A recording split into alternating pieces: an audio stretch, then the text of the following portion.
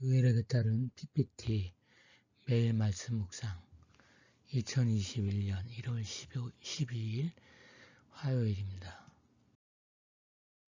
오늘의 말씀 시편 69편 1에서 5절 30에서 36절 출애굽기 30장 22절에서 38절 사도행전 22장 2절에서 16절 말씀입니다. 시편 69편 다윗의 시 인도자를 따라 소사님에 맞춘 노래. 하나님이여 나를 구원하소서. 물들이 내 영혼에까지 흘러 들어왔나이다. 나는 설 곳이 없는 깊은 수렁에 빠지며 깊은 물에 들어가니 큰 물이 내게 넘치나이다. 내가 부르짖음으로 피곤하여 나의 목이 마르며 나의 하나님을 바라서 나의 눈이 쇠하였나이다. 까닭없이 나를 미워하는 자가 나의 머리털보다 많고 부당하게 나의 원수가 되어 나를 끊으려 하는 자가 강하였으니 내가 빼앗지 아니한 것도 물어주게 되었나이다. 하나님이여 주는 나의 우매함을 아시오니 나의 죄가 주 앞에서 숨김이 없나이다. 내가 노래로 하나님의 이름을 찬송하며 감사함으로 하나님을 위대하시다 하리니 이것이 소 곧 뿔과 굽이 있는 황소를 드림보다 여호와를 더욱 기쁘시게 함이 될 것이라. 공고한 자가 이를 보고 기뻐하나니 하나님을 찾는 너희들아 너희 마음을 소생하게 할지어다. 여호와는 궁핍한 자의 소리를 들으시며 자기로 말미암아 갇힌 자를 멸시하지 아니하시나니 천지가 그를 찬송할 것이요 바다와 그 중에 모든 생물도 그리할지로다. 하나님이 시온을 구원하시고 유다 성읍들을 건설하시리니 무리가 거기에 살며 소유를 삼으리로다. 그의 종들의 후손이 또한 이를 상속하고 그의 이름을 사랑하는 자가 그 중에 살리로다.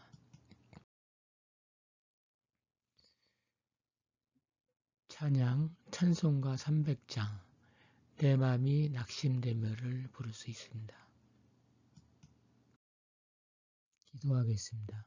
주님, 이 나라와 온 세상의 백성들을 돌아봐 주십시오. 전염병으로 인해 세상 모든 사람들이 절망의 물살이 목까지 올라와 영혼까지 삼키려 하나이다. 이리저리 둘러보아도 깊은 수렁에서 벗어날 길 없어 주저앉아 한탄하나이다. 주께서 능력을 발휘하사 기적을 베푸시어 우리 인생의 구주되심을 증명하시옵소서. 전염병과 싸우기 위해 최전선에 있는 방역당국과 의료진들에게 힘을 더하시옵소서. 난국에 필요한 마음을 갖도록 우리 영혼을 주장하여 주시옵소서. 아멘.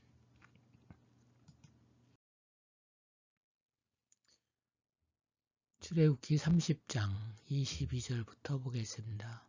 거룩한 향기름. 여호와께서 모세에게 또 말씀하여 이르시되 너는 상등 향품을 가지되 액체 모략 500세겔과 그 반수의 향기로운 육개 250세겔과 향기로운 창포 250세겔과 계피 500세겔을 성소의 세겔로 하고 감람기름 한 흰을 가지고 그것으로 거룩한 관유를 만들되 향을 제조하는 법대로 향기름을 만들지니 그것이 거룩한 관유가 될지라.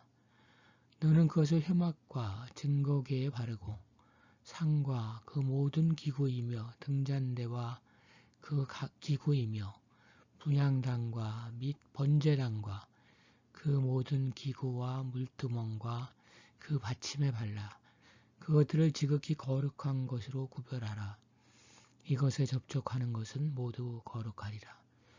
너는 아론과 그의 아들들에게 기름을 발라 그들을 거룩하게 하고 그들이 내게 제사장 직분을 행하게 하고 이스라엘 자손에게 말하여 이르기를 이것은 너희 대대로 내게 거룩한 관유니 사람의 몸에 붙지 말며 이 방법대로 이와 같은 것을 만들지 말라. 이는 거룩하니 너희는 거룩히 여기라. 이와 같은 것을 만드는 모든 자와 이것을 타인에게 붓는 모든 자는 그 백성 중에서 끊어지리라 하라. 거룩한 향. 여호와께서 모세에게 이르시되 너는 소압향과 나감향과 풍자향의 향품을 가져다가 그 향품을 유향에 섞되 각기 같은 분량으로 하고 그것으로 향을 만들되 향 만드는 법대로 만들고 그것에 소금을 쳐서 성결하게 하고 그 향 얼마를 곱게 찌어 내가 너와 만날 해막한 증거궤 앞에 두라. 이 향은 너희에게 지극히 거룩하니라. 내가 여호와를 위하여 만들 향은 거룩한 것이니 너희를 위하여는 그 방법대로 만들지 말라. 냄새를 맡으려고 이 같은 것을 만드는 모든 자는 그 백성 중에서 끊어지리라. 성막과 그 기구 그리고 거기에서 봉사했던 아론과 그 후손들 제사장을 거룩하게 하기 위해 특별한 기름이 필요했습니다. 관유는 성막의 기구들과 제사장들을 거룩하게 하는 데 사용되었습니다. 관유의 재료인 모략, 육개, 창포, 그리고 계피는 귀중한 것들입니다. 이것들을 감람유와 섞어 거룩한 기름을 만들었습니다. 그것들의 모양을 잠시 보겠습니다. 모략, 육개, 창포, 계피, 그리고 이걸 올리브와 섞습니다. 향의 경우에도 귀한 재료들이 사용되었습니다. 소합향, 나감향, 풍자향, 그리고 이것과 유향을 섞어서 향을 만들었습니다. 오늘 본문은 기름과 향을 오직 거룩하게 하는 목적에만 사용하라고 거듭 강조합니다. 우리의 삶 역시 거룩을 위해 소비되어야 합니다. 거룩함은 소중한 것입니다. 그래서 그것은 하나님으로부터 옵니다. 하나님께서 거룩해 하셔야 합니다. 하나님은 거룩하셔서 그에게 드려지는 제사 또한 거룩해야 합니다. 제사와 관계된 성막과 그 가구들과 거기서 봉사하는 제사장들이 거룩해야 하는 이유입니다. 우리 또한 하나님과 접촉합니다. 하나님을 만나기에 합당한 사람이라면 그는 하나님께서 거룩하듯이 거룩해야 합니다. 그리스도인은 하나님에 의해 거룩함으로 부르심을 받았고 세상을 거룩하게 변화시키라는 사명을 받은 사람들입니다. 제사장에 의해 기름을 바를 때 성막과 가구가 거룩해지듯 거룩은 변화입니다. 거룩한 신자라는 뜻의 성도로서 우리는 나 혼자만의 거룩에 머물 것이 아니라 세상과 사람들을 거룩하게 변화시켜 나가야 합니다. 우리는 그리스도인이 된 후 택하신 족속이요 왕같은 제사장이 되었습니다. 이스라엘의 제사장들에게 거룩은 그들의 일이었을까요? 아니면 존재였을까요? 나는 접하는 사람을 제사장으로서의 거룩해 하는 가마력이 있습니까? 기름 부음을 받고 왕같은 제사장이 된 우리들은 거룩한 존재로의 소망을 품고 언약궤 앞에 놓여 자신을 들여 타는 향이 되어야 합니다. 거룩에 대한 관심과 열심을 회복해야 할 때입니다. 세 번째 본문 사도행전 22장입니다. 바울이 변명하다.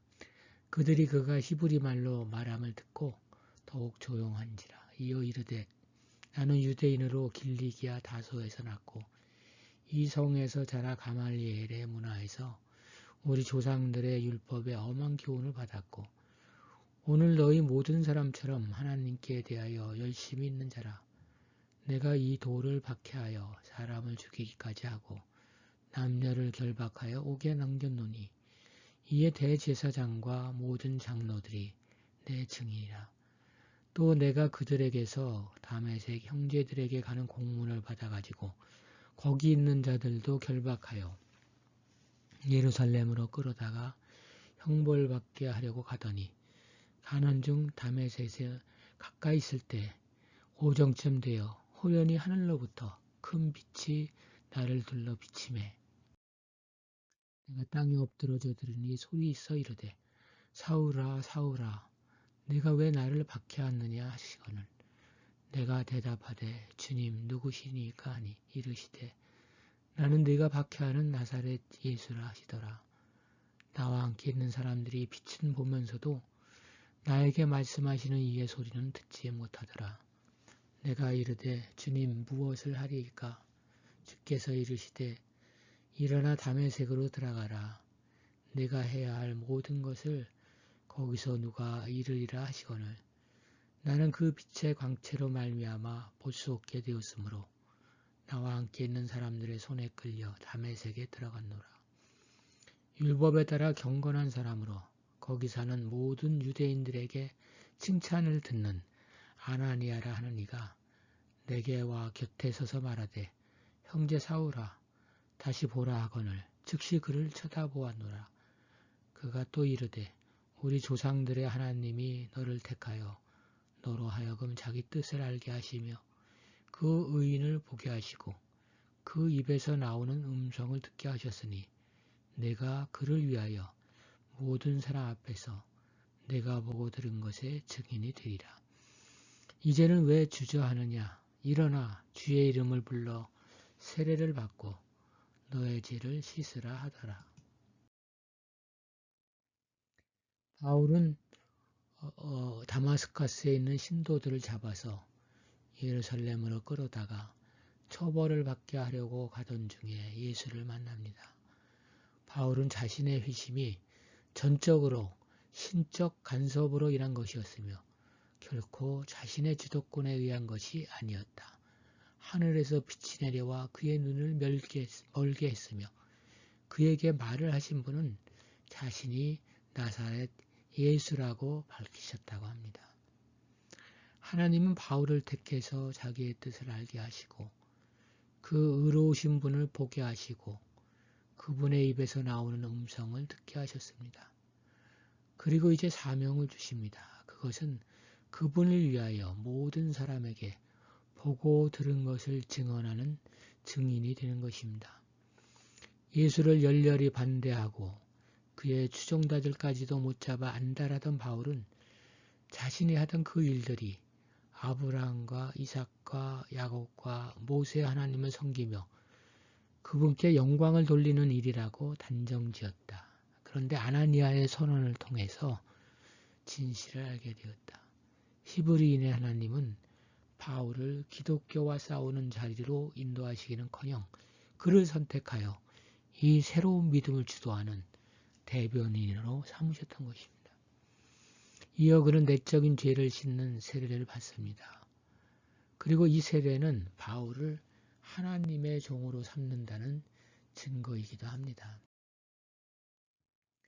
나중에 바울은 성전에서 기도하는 가운데 황홀경에 빠져 주님의 말씀을 듣습니다. 그때 주님께서 말씀하시기를 가라 내가 너를 멀리 이방 사람들에게로 보내겠다 하셨습니다. 사람들의 손에 의해 십자가에 못 박히신 나사렛 예수가 하나님의 능력으로 부활하여 영광의 자리에 오르셨다는 사실을 모든 사람 앞에서 전파할 증인으로 바울이 선발된 셈이었습니다. 그리스도인들은 누군가에 의해 초청받아 하나님의 자녀가 된 것이 아니고 하나님께서 만세전에 택하신 백성들입니다. 그렇게 수많은 사람들이 그리스도인이 되었습니다. 그런 까닭에 우리는 하나님의 특별한 택함을 망각하고 하나님의 택하심에 대한 감사를 잃어버릴 때가 많습니다. 하나님께서 우리를 택하신 이유는 복음의 증인이 되도록 하시기 위함입니다. 하나님은 우리를 세상으로부터 거룩함으로 불러주셨습니다. 그리고 이제 다시 거룩한 자로 세상으로 나가라고 하십니다. 거룩은 세상을 배경으로 활동하며 세속에서 빛을 발휘합니다. 신앙의 연조가 길어질수록 복음에 대한 부담이 줄어듭니다. 이는 대단히 경계해야 할 일입니다. 오늘날 인간 중심의 온갖 가치들이 진리인 양 난무하고 있습니다. 그러는 가운데 영혼은 멸망의 길을 향하여 가고 있습니다. 우리는 세상을 판단할 기준이 되는 유일한 진리는 하나님의 말씀이고 인간의 영혼을 구원해 줄 유일한 분은 주 예수 그리스도이심을 믿습니다. 복음 전파의 적당한 때는 따로 없습니다. 복음 전파를 미룰 적당한 변명이란 것은 없습니다. 지금이 무조건 그때입니다. 기도하겠습니다. 나를 택하여 자녀를 삼아주신 하나님께 감사드립니다. 하나님의 선택하심에 따르는 사명을 감당할 힘을 달라고 교회가 하나님의 향기를 세상에 스며들게 할 수 있도록 하나님께 도움을 구하시기 바랍니다.